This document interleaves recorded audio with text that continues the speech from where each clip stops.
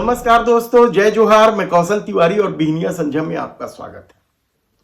छत्तीसगढ़ में double engine की सरकार क्या सिर्फ वसूलीबाजी में लग गई है? क्या भ्रष्टाचार को रोकने की दुहाई देने वाली या भ्रष्टाचारियों को उल्टा लटकाकर सीधा करने का दावा करने वाली सरकार 11 महीने में ही भ्रष्टाचार में पूरी तरीके से लिप्त हो गई है? क्योंकि भ्रष्टाचार और रिश्वतखोरी को लेकर जिस तरह की खबरें आ रही हैं वह बेहद ही हैरान और परेशान करने वाली है। याद कीजिए, आपकी तहसीलदार संघ के अध्यक्ष नीलमणि दुबे ने किस तरीके से आरोप लगाया था राजस्व मंत्री टंकराम वर्मा पर कि वसूलीबाजी करके, देन लेन करके ट्रांसफर पोस्टिंग किए जा रहे हैं।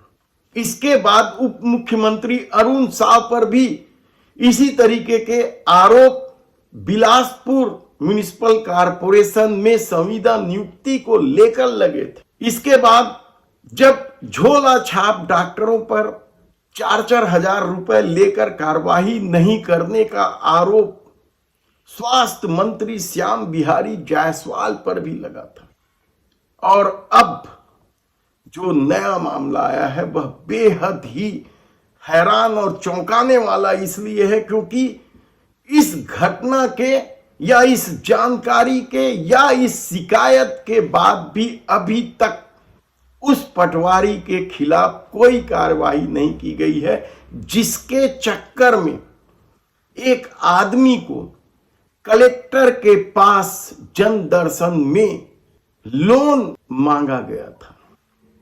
कलेक्टर ने तो यह कहकर मामले को आगे खिसका दिया कि जन दर्शन में इस तरह की शिकायत आई है पटवारी के रिश्वत मांगने की और हम इसकी जांच कराएंगे। लेकिन यह वाकया 1 हफ्ते से अधिक हो गया, अभी तक उस पटवारी के खिलाफ कोई कार्रवाई नहीं की गई। दरअसल यह मामला अंबिकापुर जिले का है, जहां मोमिनपुरा निवासी मुस्तकीन खान ने कलेक्टर को आवेदन देकर 8500 रुपए यानी 8500 रुपए का ऋण मांगा और कहा कि मैं मेहनत मजदूरी करके यह ऋण चुका दूंगा। उनका जमीन बटांकन का मामला है।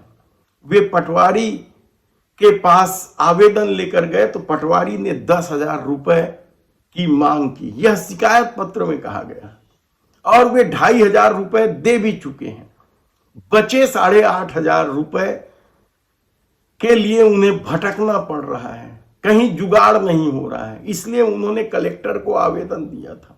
ऐसी परिस्थितियां छत्तीसगढ़ में चल रही, यानी शायद ही कोई विभाग बचा हो जहां रिश्वतखोरी को लेकर आरोप नहीं लग रहे हैं सरकार पर, लेकिन सत्ता अपनी पीठ थपथपाने में लगी है। यहां तक कि राज्योत्सव जैसे कार्यक्रम में मुख्य अतिथि की भूमिका में आए उपराष्ट्रपति माननीय धनखड़ जी से भी बुलवाया गया कि छत्तीसगढ़ में किस तरीके से सुशासन चल रहा है, भ्रष्टाचार पर लगाम लगाया गया है। आज का छत्तीसगढ़ सुशासन और सशक्त कानून व्यवस्था का एक नया अध्याय लिख रहा है। प्रशासनिक पारदर्शिता, उत्तरदायित्व है, कुशल नीति निर्माण से छत्तीसगढ़ ने विकास के नए मापदंड स्थापित किए हैं। लेकिन जो खबरें आ रही है वह बिल्कुल इसके विपरीत है। कानून व्यवस्था की स्थिति तो किसी से छिपी नहीं है कि किस तरीके से अब खुलेआम दिन दहाड़े गोलीबारी की खबरें आने लगी है।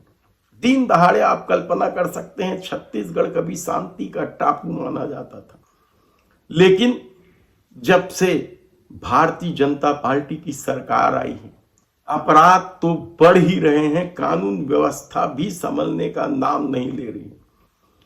ऐसे में देखना है कि आने वाले दिनों में सरकार क्या करती है। धन्यवाद।